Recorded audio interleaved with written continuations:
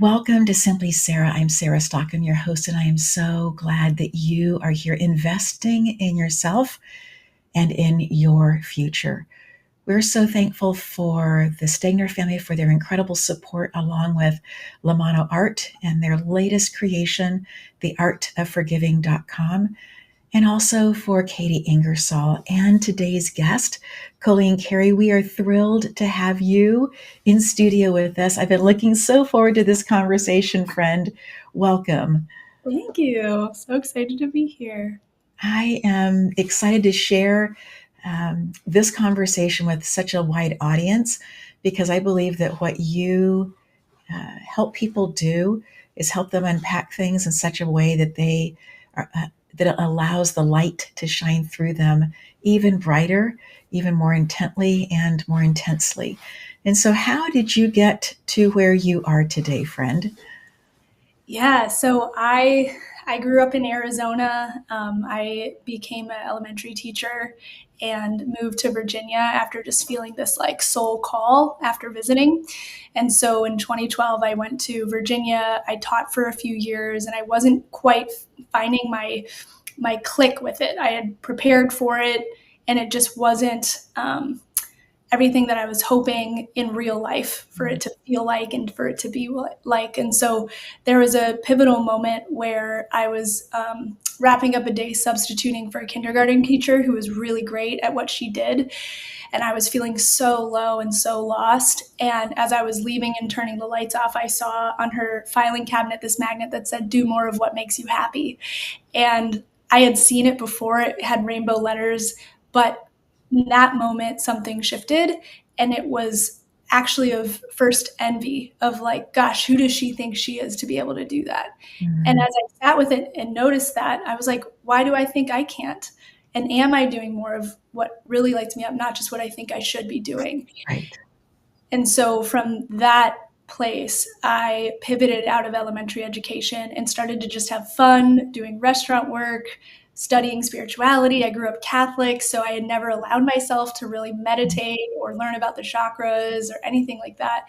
And so that's what really like opened me up into a world of spiritual healing and relationship with God outside of a container. And so from there, that was in 2015, 2016, I decided to become a life coach. And so where I'm at now, I had a career of coaching really wonderful people, high-end kind of women who are just stuck in people pleasing and not living their authentic self. I was the person that people would come to who couldn't figure out a solution through therapy. And when therapy wasn't working, they'd come to me. It was like spiritual healing for childhood trauma.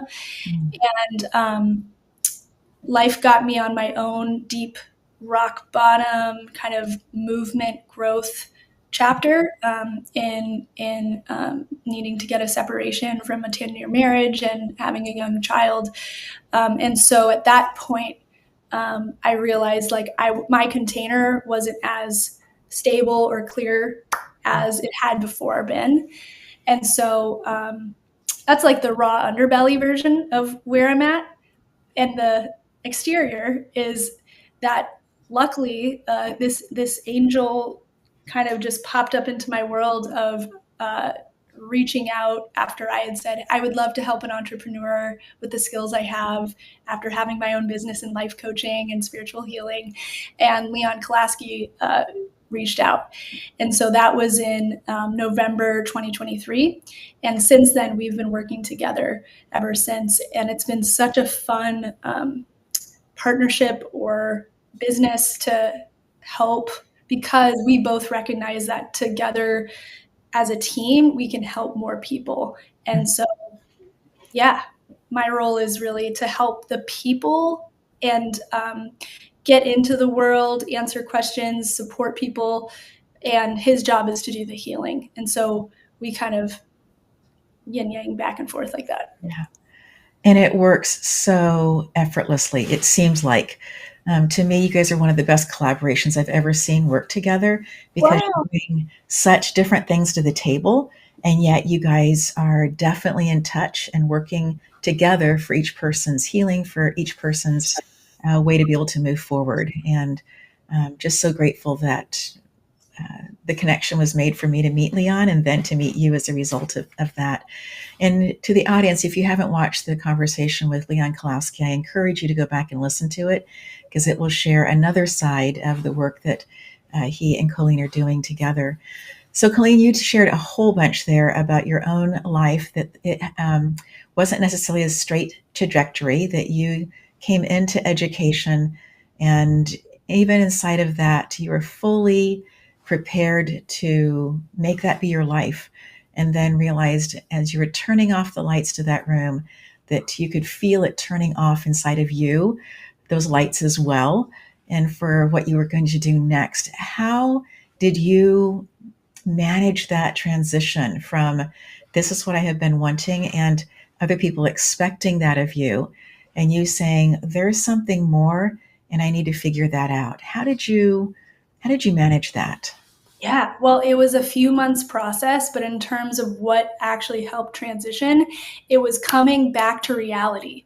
It was coming back to not what is in my internal space of what I'm thinking and what I believe. And again, that should almost like this feeling of like, well, everybody knows X. Like, well, I know I'm going to be a teacher. Like, everybody knows that, of course, you go to college and then you, like, it was that feeling of almost an unconscious level to assume that what I had wanted was what was real now.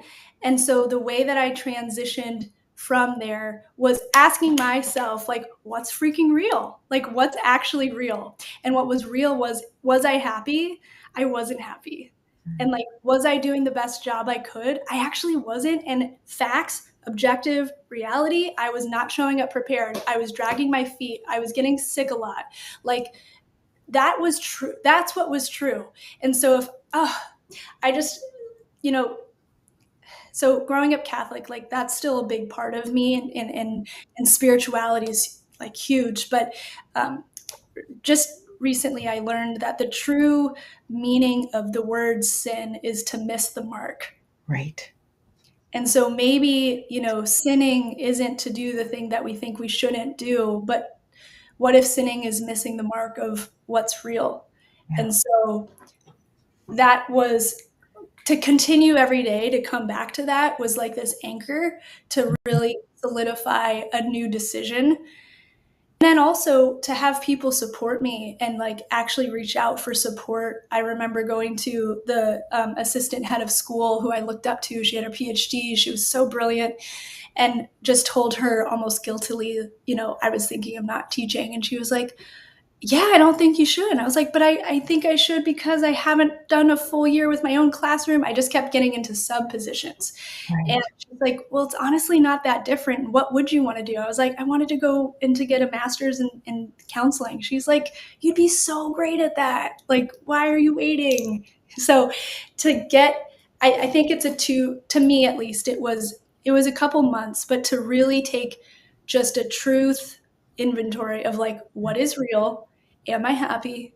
I think that could apply to any like situation, any relationship or job or house situation. Like, am I actually happy? Not what I think I should be or inside. And then to talk with people who I respected to get their feedback, because usually it was a lot different or more supportive towards where I was going than I thought it would be.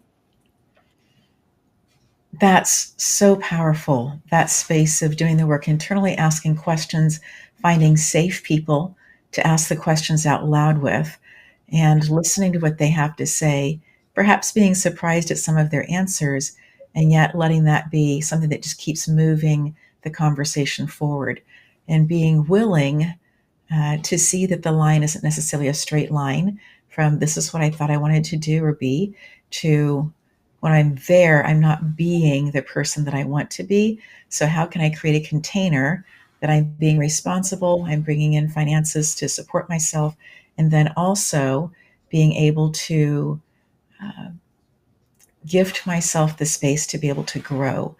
And I think that takes such courage to do, Colleen, such courage. Thank you. Yeah. I remember just this memory is coming to mind. I got the chance in 2018 to go to Brazil, and I went to go see a healer there that my main mentor had really recommended. And while I was there, I got to take a little trip to Rio, and it's a whole really cool story there. But I was surfing with one of the lifeguards after we had actually both helped save a life. Unbeknownst to me, I wasn't trying to. I was just at the right place at the right time. But I remember when I was surfing with him and it was dark and the waves were really tough, and we were by rocks, like I kept going forward and getting back in. And in his like kind of Brazilian English, he was like, "Colleen, you are very courage. You are very," Mm, I was like, I'll embody courage, you yes. know? Yes. But You are very courage. I love that. And I love how people have been speaking these things into your life, but that your heart has been open to listen to it, and that you are taking that from your heart and then processing it, right? About how do I take this courage and move it into the next space? Because as you said, you've made uh, these huge opportunities for yourself and for your son to be able to, with courage, find good places to live, good neighborhoods, good friends, good schools, all of those things. And every single one of those actions takes, in my opinion, takes courage. Because again, it's not just a straight, today I'm going to do this, and it's going to just, completely open up. Sometimes the schools that you want have waiting lists. And sometimes the transportation to the school is not super easy. And being able to have the courage to say, how can we best work through this, and be able to make that happen is so powerful. We're going to take a quick break here, but when we come back, I think the story of how you and Leon met and began working together is one of such power and such magic. I would love for you to share a little bit more about that. We'll take a quick break here. This is Michelle. She teaches women how to forgive the people who betrayed them, not by asking them to talk about it, but by helping them express it through art. She's an art therapist and the creator of the art of forgiving, a class that turns emotion into expression. No therapy jargon, no pressure to explain, because forgiveness isn't about the other person. It's about setting yourself free. This is Michelle, and this is the art of forgiving. Are you ready to enrich and deepen your relationship with the spirit world and increase your knowledge of the shamanic journey? Then this is for you. The first step of the shamanic journey is to discover your power animal. This process allows you to step into Spirit's energetic field where they share their aspect of the divine's power. And as a result, you begin to realize the significance of their sacred power and what it means to you personally.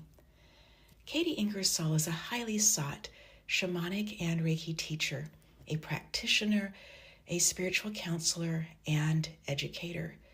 With grace, she integrates the rich teachings of the wise ancient ones into her workshops, encouraging her students to mesh these teachings into their everyday lives.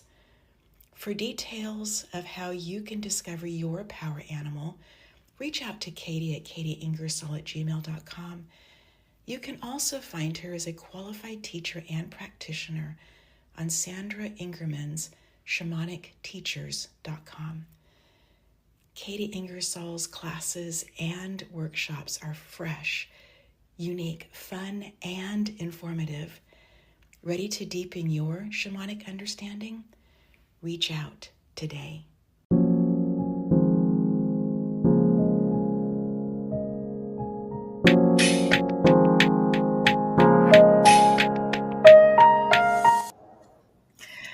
I would love for you to share, if you would, please, Colleen, about how you and Leon met. You referenced it a little bit earlier about putting something out there, but it's such an amazing story that just to me has this magical pieces all around it. And for people who are opening their heart and wondering what the possibilities are, I think that this story can help just stretch that a little bit for them. Mm-hmm. Yeah, well, so in 2022, I became an Energy Mastery Practitioner. For me, it was kind of a tool set to add on into the work I was already doing.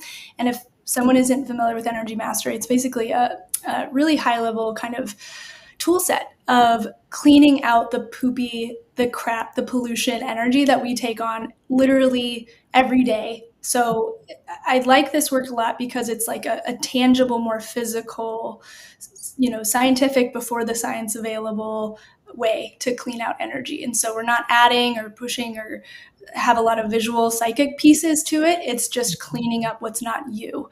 After an airport, after a day's work, after a phone call, just cleaning that up. And for me at the time, I thought that was really helpful because the clients I was working with and just people in my life, myself included, we'd have a lot of emotional release. But I learned later that that's kind of still sitting in your space. And so the tools to help clean your home, the tools to help clean yourself, people you care about is just really cool, where you feel that like sense of cleansedness or like this like really stable, beautiful, pristine energy. That's what I get the sense with Energy Mastery. And so towards the end of that year, the founder, Siobhan Moran, was having a conference. And it's just so funny because I was really not doing well and was, financially kind of strapped, but I just felt the call to do it. So I was like, okay, I'll do it. And so I went. So it was in California. I live in Virginia, but I went on to this conference and that's where I met Leon. And it was so great. And so I love to share that on the flight there was somebody sitting with me who was like this business analyst, and I was talking to him about my business a little bit. He had a dog there with him. It was a very fun conversation. And he said, you need to look up Alex Hormozy. Follow Alex Hormozy. He's a marketer and he knows what he's doing and things like that. I was like, okay, sure, I'll do that. And so at the conference, I met Leon and he was just this very like shy, kind of quiet man. And I'm not. And I was like, hey, what, like, how are you? What's your name? And I was getting to know him and I was like, so what do you do? And he said, Sarah, let me pause because I think you're right that we add a lot to the table because I'm very like loud and Leon's not always, which is great. So I feel like how I'm telling the story is demonstrating that. But anyway, so I was there and I asked, I was like, well, what do you do? And he was like, I'm kind of into marketing. I'm like, well, what does that mean? Like, what are you talking about? Like, and he's like, oh, I just help people, do better in their businesses. I was like, okay, well, like, who have you worked with? And he was like, well, I don't know if you've heard of Alex Hormozy, but I got him started. I was like, what? I had just heard about him and I had researched him and he's one of the top marketers now in the world. And so I was like, that is so cool. And another moment, he has a lion picture on his computer and I decided to sit with the quiet people for one of the sessions. And he had that computer open. I was like, Leon, did you know that lion, Leon, is in Spanish? So you have the lion and that's your name. And he was like, oh. And come to find out later, he already knew that. But it was just such a funny dichotomy. And so that's how we met. And it was just, we went to dinner with a couple of friends that night and like, it was just super, we got to talk a little bit. It was really nice. It was just fun. And so that was 2022. And so 1 year later, I had decided after a moment of like, again, this like common theme in my life of like, do I do what I should do or in smart? Or do I do what I really want? And there was this moment I was sitting in a coffee shop after having an in-person kind of intensive session, and somebody didn't want to sign up with me. And I was like, I'm going to show them, I'm going to make a sale, and I'm going to, do these emails out. And I was like, do I even really want to? Like, did I even really want to work with that person? I was like, I kind of didn't. It was true. I didn't want to. They weren't a great fit. And do I want to really send all these emails and like do a whole, I was like, no. I was like, what would I really want to do? I was like, all I would want to do would be sitting here on this Friday afternoon in this coffee shop to write this one post to say, I can help somebody out there, and then clean out my email inbox and go home. I was like, I'm going to do that. It felt so breaking the rules, but I was like, I'm going to do that. I'm going to make my dream life happen right now. Like, let's do that. Why not? Why not? And so, Yeah, so that was a post that I said to any conscious spiritual entrepreneur, I would love to help you. And I was like, any woman out there, I just want to help a female entrepreneur with their skills. I have these skills, etc. And a few days later, Leon reached out, and that's when we connected. And it was just so funny because once we decided to really start working together, he was like, "So how about this female entrepreneur?" Right. Reached out. So that's how we kind of came across paths. And he was at the juncture of going from like practitioner to using his marketing skills on his own business, and Right. really trying to be like, okay, how can we make this really well known? How can we help a lot of people? How can we, educate? And I was at that place of being like, I need something stable in my life, and I want to take a back seat and just support and go forward. And so that was where we found each other, and it's just been so much fun. Yeah. Like I said earlier, your energies are just so compatible in terms of how you help people process what they are doing. When people sign up to work with you, my experience has been in talking to others who've worked with you has been that they, you get a session. Well, you first of all spend time with you, Colleen, where you figure out if it really is a good fit or not, and then from there, if it's a two thumbs up, you get to have time with Leon, and his work that he does can either be on a call where you see each other, or it can be, this is the time that we're going to work. And you send a picture at the beginning and then one at the end. And to be able to put those pictures side by side, you can literally see the difference of how you were feeling compared to how you feel afterwards. It's the only place that I have had that experience of being able to see that, right? Where you have the before and the after, where you can see yourself in that space. And then later on, get to have, conversation of kind of unpacking that or looking at it from different eyes, or how do we take this information and apply it to life. That conversation being with you, then a little bit of this, what you talked about earlier that you've done for yourself, is how do I take what I am told that I should do, move to what I want to do, what breathes life for me, what expands me, and then be able to take the next steps necessary in order to make that happen. And so working with both of you, again, separate gifts, different gifts, very much trained by the same person, and yet different ways of being able to help people process things and move things forward. It really is a dynamic group team that you guys have, in terms of duet that you guys have, of what you guys are working on and creating. You guys don't just work only in California. You guys have space and time that you go other places. How did you make those decisions and choose that? Well, because one, energetically, this can work 100% as effectively remotely or in person. And so to realize like we wouldn't just have to do something in person or target people in person for Leon, but could stretch that out, that's where it aligned with our value set and our goal, which was impact and more people knowing about this work of energy mastery and knowing about what's possible with this type of energy healing. And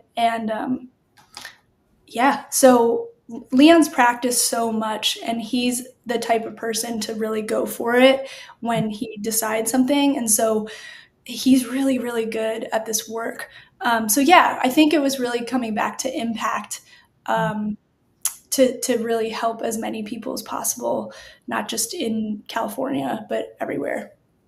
And then you guys also, from what I'm reading on the emails, the newsletters, is you guys are also in Chicago at least once a year, it looks like, picking, allowing people from that particular area also, if they want to come in person. Is the training to learn how to do energy mastery, the classes that he offers, are those only taught in person, or does he also teach classes online? Great question. So yes, Leon likes to go back to Chicago for the summer, and that's where so Leon's from Chicago. And last year we did a class there in person. This year we didn't, but he's doing like an in-person intensive, with different things like having a crystal and having a main intention to manifest for the year. So we're always trying to create something kind of new. But to get to the classes, those are in person, and those are typically in California. We did do it last year in Chicago, but it's really in California where Leon's based. And the reason to have a class in person compared to a session in person is because the person coming, the student, is learning to become a practitioner, and that takes nuance, and that takes a sensation of physical experience of like getting to know the energy. Yeah, and stuff like that, it's just so much fun in person when there's community too. Yes. Right? So Yes. There's a synergy that can happen online, but there is something that for me is deeply personal, being in the same space where we're breathing each other's air, basically, right? Being in the same room and just being able to not just see the person who is presenting the information and how their heart is leading them forward with that, but also to be sensing what's taking place in the room, the physical space in the room, and how others are receiving that information as well. I think it's also really important, having said that, the visual I just got was that some people, when they do that, they find themselves comparing their reactions or the depth of their experience with other people's who are also taking the class. And I think that that can be something that can be really detrimental, because just because somebody has a huge release or a huge aha doesn't mean that the work that's happening in your own life, if you find it to be very quiet, isn't just as transformative, but in a quieter way. It doesn't take a hurricane wind to move the leaves. It can take a very gentle wind as well, and the leaves still get moved, right? And so it just depends, I think, a little bit about where we are as students when we show up. And I just share that for people who are listening in and thinking about taking classes and energy work and just watching other people. It's good to do, but not necessarily from the point of pulling out the measuring stick and doing the comparison part of it. What's your thought on that? Yeah, my thought that's coming to mind is like there are people who come to the class and are, Reiki practitioners or have been in this world for a while of healing. And then there's some people who they just have a health crisis, or they have a family member, a nephew that has some type of illness that they want to help with. They've never done anything energy related. It doesn't matter. And what I like about this work is that anybody can show up and do it because it's not like a gift. This is what I really love, because there's some people who have like intuitive gifts and superpowers, and others don't, and that's okay, because this work is just mechanics.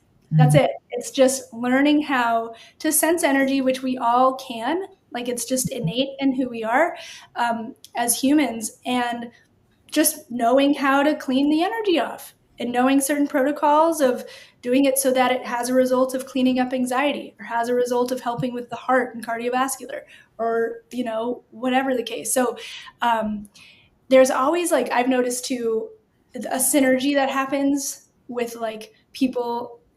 Yeah, we're all just so in different places in different aspects that somebody new to that work could be an expert in something else that somebody wants and is struggling to find help with. So it doesn't matter. But again, there's no special superpowers necessary. It's just mechanics of how to feel better energy. When you talked about the innate part of it, that all of us can innately feel energy, for those who are listening in who are like, no, and you're putting your hands on your hips and you're getting ready to get a little attitude about that, I just ask you the question of, have you ever thought about somebody and then received the text from them or a phone call from them? Or have you ever been in a space, you were driving, let's say you were driving, and all of a sudden you sensed that you needed to take an exit, only to find out later on that there was something taking place further on down the road and that you were spared, right? Having to wait a long time or something else as a result of that. Those are all examples of intuitive hits that we just take for granted. And I use those just also as examples to say that even if you don't think that you have superpowers or super gifts on things, that definitely you're interacting with energy all of the time. And that's one of the things that I really love about the work that Leon does, that you do, Colleen, is that it is about saying, okay, we are energy beings and we can act like magnets. We can take on things. And some of those things are not for us to take on. They never were intended for us to take on. In fact, they were even said to us. I remember walking through a grocery store at one time and just hearing my name being used and somebody being really upset, only to realize that it wasn't at all. I looked to see, why are you angry at me? I'm looking at lettuce, right? I'm just standing here, and to realize that their child had the same name and their child was getting ready to do something that they were very concerned about, their safety. And so that's why that all came about. So it wasn't even for me, but the reaction in my body was such that, this is about me and it's for me. And, what do I need to fix or do or whatever? And so it's energy that's happening all the time. And how do we choose to release the things that were never intended for us and yet we were in the space of and may have picked up? I'd love for you to hear your feedback on that. That's a great story. Yeah. So a couple things. One, intuitive hits and pings and that type of thing. Like that is more, I think, on the psychic plane, almost of the spiritual plane, where this type of work of cleaning up your energy will help that come online more. But personally, I'd put that in a kind of separate container of what this is and how, I get if people maybe don't or have frustration of connecting to their intuition. The good news is what I'm talking about in energy mastery, it's almost literally more like sensing energy physically. So you learn how to physically sense energy and you recall how you could always do that. You could always physically sense walking into a room, maybe as a kid, and your parents were fighting and they had just stopped, and you feel a physical sensation of like gunkiness or tightness or tension, right? That's this work, for which only then when you clean out the container can allow in more spiritual experiences and more intuitive hits that only help guide your life in the quickest and easeful most way. So yeah, if anybody like this it's just science. Like it's just a different level of science, and animals have this.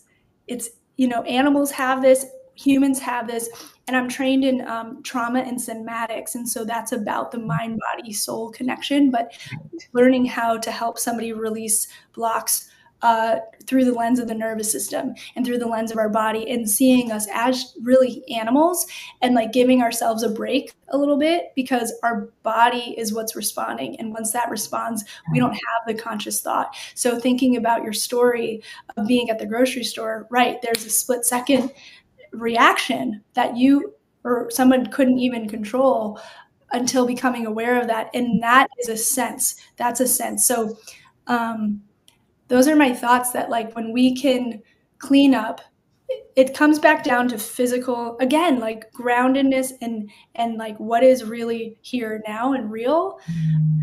You learn how to sense what you already were probably noticing, but now there's like a method and like a framework for it to be able to help somebody release 10 level neck pain in 20 minutes, right? Or for you to have more clarity and anxiety that maybe you've been dealing with for a long, long, long time. So to me, it's almost this like permission slip, I guess, where I had a lot of pressure on myself, for example, to like always hear God, to know the answer, to know I was on the right path, Right. And do the right thing. And sometimes that can get really tricky. It can get really tricky because the mind can say anything, or who's to say it's not conditioning, to come back to something that you sense, like, does this feel hot? Does this feel like a breeze? Yeah. Does this feel spacious or does it feel tense? That's what I can, again, this whole theme of like not what's here, but objectively look what's real and respond to that. Yeah. And I think also being open to the possibility that you may have a reaction to it of, well, why did that show up?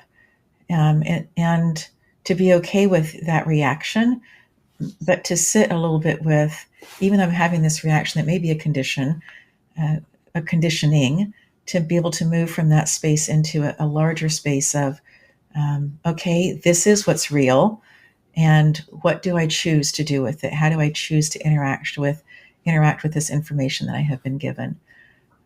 It's a little bit like choosing what television station you're going to watch, right? In terms of what you're going to tune into. What are you going to listen to? What are you going to agree with? Or allow it to help you move forward? Mm-hmm. Yeah. I was just speaking to my sister yesterday, and we were talking about dental care. Yes.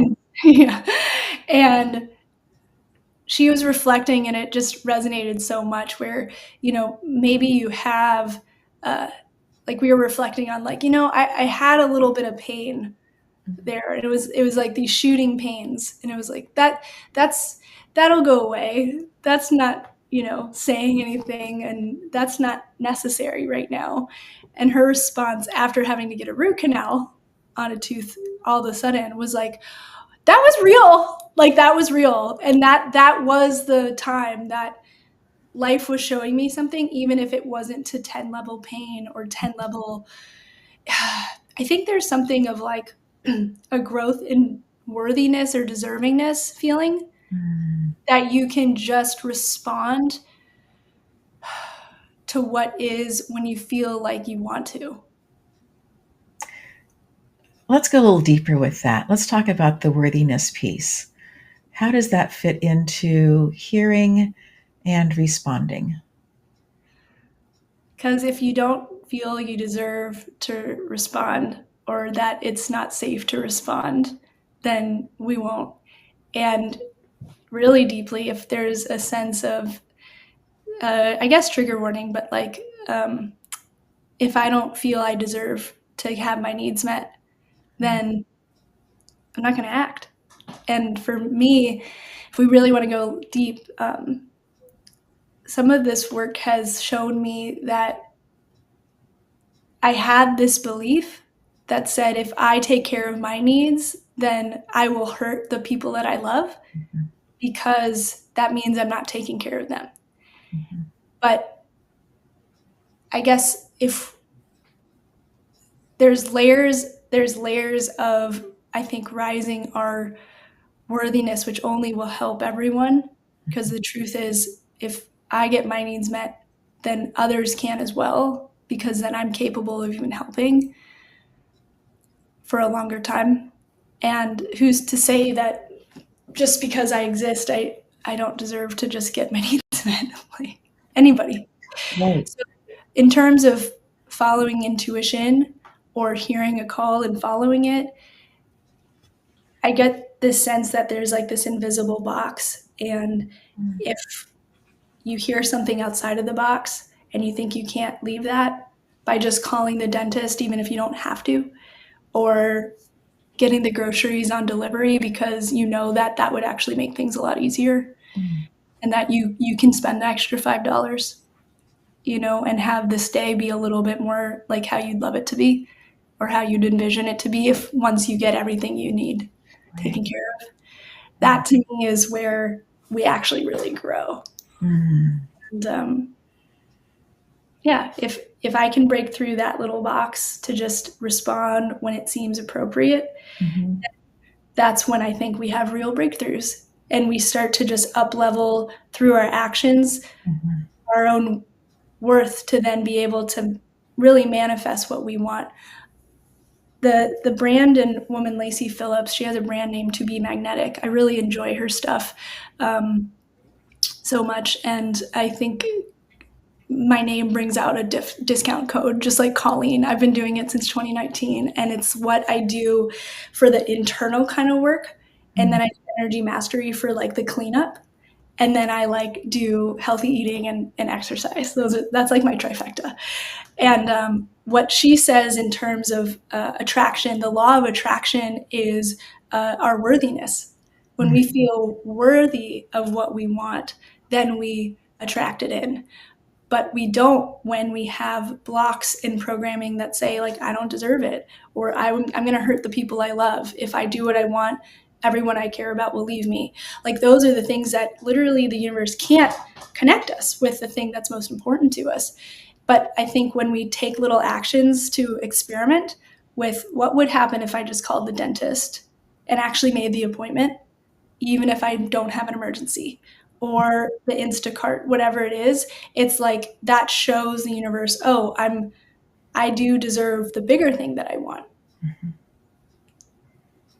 I think that space of worthiness also is perhaps highlighted by being open to the possibility. And I think that the emotions that we have can be signals for us. That you spoke about this early on, that flash of envy when you saw the do more of what you love. That emotion was a signal for you of how you were feeling about the space that you were in at that point, even though you had done all the work to be a teacher.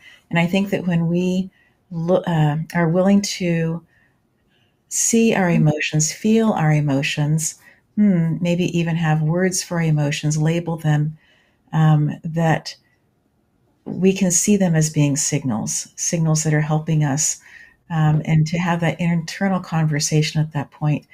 I remember a time that I was sharing a car with somebody and just felt really uncomfortable, saying, can we stop for this, stop for these particular groceries, or stop for whatever. This was before Instacart. And then after a while, after I grew into these are all the things that I can do without a car, or that I can do when I have access to that vehicle or another one, it changed everything about how I showed up, about, hey, we're going to go for this walk and we're going to stop and pick up groceries, or we're going to go do this thing and we're going to, right? We're going to look at our schedules together and map them out differently. But the way that I showed up was just so differently, from is it okay, to this is how we're doing it. And part of that's that internal conversation of, maybe it takes a little bit of time to be open to the possibility of that. Not sure. I would like to think that time is a very human construct, and that we don't have to, it doesn't need to take a long time, right? But in that space of just being open to the goodness. And I think that's also something about magnets. When I was teaching in my classroom about them, there were some that were stronger than others. But if you left the ones that weren't as strong closer to the ones that were stronger, beautiful things began to happen with that, right? And so finding, like you were doing, people that you are listening carefully to. We are become like the top 5 people that we spend the most time with, and that doesn't need to be in person. That's so much more about headspace. And so where we're getting that content and able to really bring that content in, I think is worthy of looking at our calendars and saying, if this is important to me, how can I make sure that I'm investing time, not just scrolling, but I'm looking for that person and what they're having to say, and then taking some time to kind of process that, or read their book, or whatever it happens to be with that. Colleen, how important do you think that self-care is? Oh.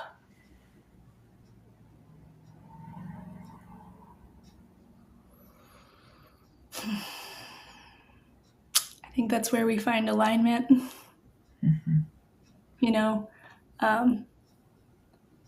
I remember when I was first working with kind of a somatic experiencing practitioner, so someone really focused on the nervous system, the body, regulating trauma, etc. I was pregnant. It was so much, trying to, raise my own maternity leave and working and pay down debt at the same time. Like, it was so much. But what struck me the most, because I was so activated all the time, I was so hustling and didn't know like when to stop, didn't know when it would be okay. Like, what she said and what I realized work around the nervous system helps with is it's just all about responding appropriately. Like, if I could actually just respond appropriately and work and stop and go home and eat and go to bed when I say I want to, because I know it's going to make me feel good, compared to working past 7 because I'm like, no, I'm almost done, Right. And then, right. And then being like, I am just so hungry. Oh my God, well, let me eat something that isn't that good for me. So I can, it's like this weird, like, overreach. And even if it's something where somebody has gone through something really, really traumatic, like an underreach of just, I can't get out of the bed, when self-care, I think, comes into play, I think it's a way to act appropriately. It's a way to respond appropriately, meaning, like, if I need to take a bath, then I'm going to take a bath. Right.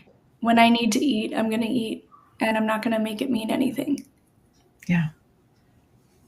That's what I think the concept, when I see the word self-care in my head, it's like pink, it's got bubbles, and it's cute. But I think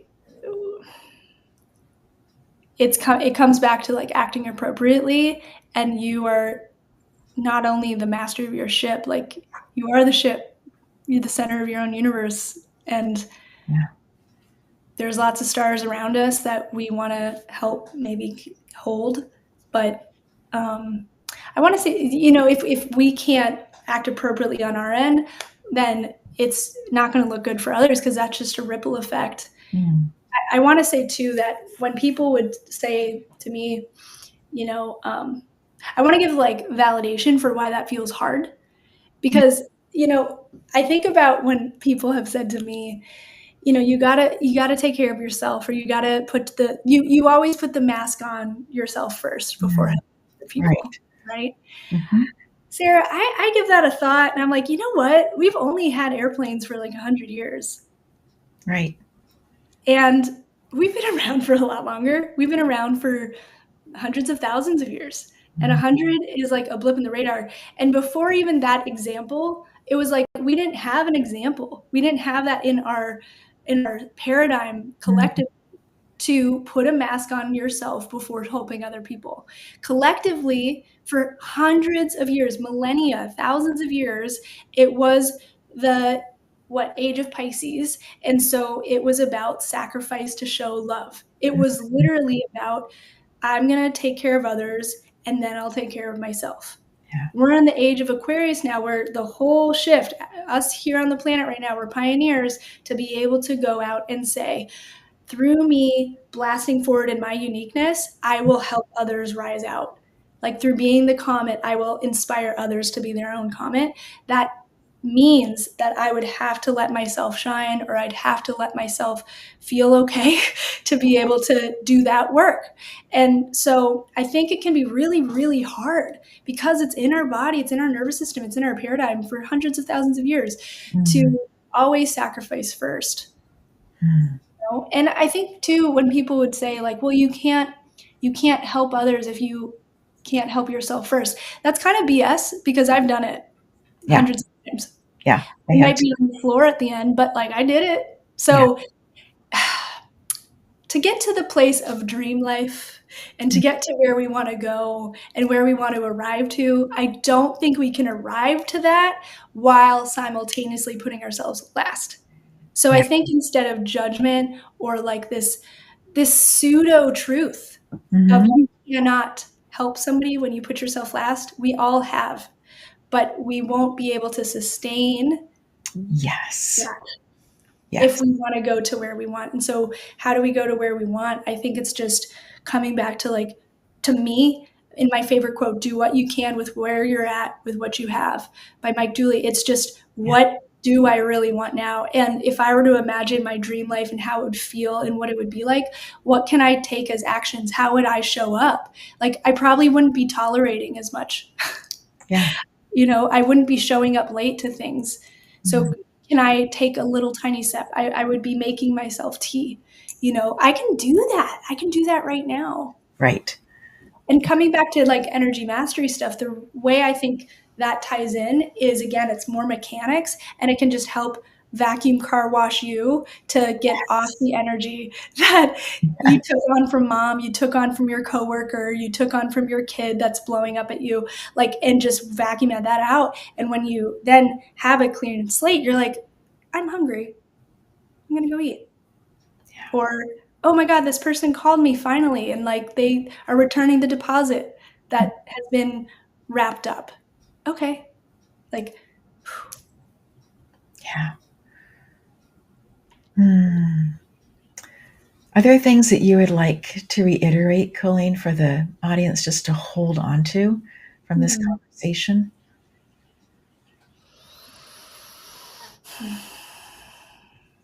I think that you deserve to do more of what makes you happy. And it can be really simple ways to do it. It's just taking a step and past the feeling of like heaviness to just take one step. Just take one step towards what you'd really love. And magic can come from that. Oh, that is so, so good. Thank you so much for carving time out. I know that you need to run because you have another appointment, but it's just been so good to be together and to have this conversation and to share your wisdom with the world for greater impact. Thank you so much, Colleen. Thank you, Sarah. Thanks for your work. Absolutely. And to our audience, we have a few minutes left together. And so I just want to kind of recap a little bit about what Colleen's talked about in that space of checking our energy, seeing where we are, and knowing that there are things that we can be doing to be mitigating our energy, to be looking at how things are showing up for us. And one of the things that Colleen and Leon has taught me has been something that I have innately known, that every time I went to the beach and spent time in clean salt water, that I just came out feeling so much better. And that I can recreate that at home. For a while, we had a pool that we converted to salt water, and I could get into that pool and I would have that same feeling of, wow, I just feel so much better after soaking in salt water. And so where I am now, we don't have that, but yet I have a bathtub. And so finding ways to be able to easily care for ourselves, to be able to clean up our own energy. Another piece is choosing to stay hydrated. It's an important piece for us. And another one is about sleep. How are you sleeping? How are you doing with that? I know that after we relocated, there was probably a good 6 months, 3 super intense, where I would wake up in the middle of the night and would go out and sit on a screened porch just because I was instantly so awake. I now know, having done the work with Elle Ingle, pressure-free method, that was actually me waking up that awake in the middle of the night had to do with how much cortisol I had rushing through my body, how triggered I had been, and trigger upon trigger over a period of time. And so in that space then, rather than staying in bed and just getting all worked up about the fact that I wasn't sleeping, I chose to get up and go listen to the night sounds and to go listen to feel the cool breeze that was happening at night. I ask how you're sleeping because it is a biomarker for how you are doing. And maybe you're in crunch time and you're not getting as much, but you're sleeping quietly and deeply. When you get through your crunch time, how are you going to self-care? Is there a way that you can get another 15 minutes a night, maybe 30 more minutes a night, that you can carve out for yourself with that time? Just know that these are things that to be paying attention to, that they are pieces that are important, and they are information that is showing up in your life that helping you to know how you are doing. So yes, you can use salt to clean with. You can increase your water intake if it's not where you want it to be. And you also can be looking at your schedule in order to get perhaps a bit more rest. And with that, I want to say thank you so much for being here, for taking this information in. I know that you are listening all the way around the world. It's so dynamic and amazing and exciting. And it's also incredible that consistently, that you are listening past the 40-minute mark. And you may say, what's that about, Sarah? Well, the industry standard for a 56-minute show is that people listen 24 to 28 minutes or so, maybe 30. It's going to be in that range. And we are consistently over the 40-minute mark, sometimes over 45 minutes. And so I just want to say thank you to you for allowing what we talk about to deeply saturate your being and to have a bit greater impact on your life. And so until next time, friend, take good care of you.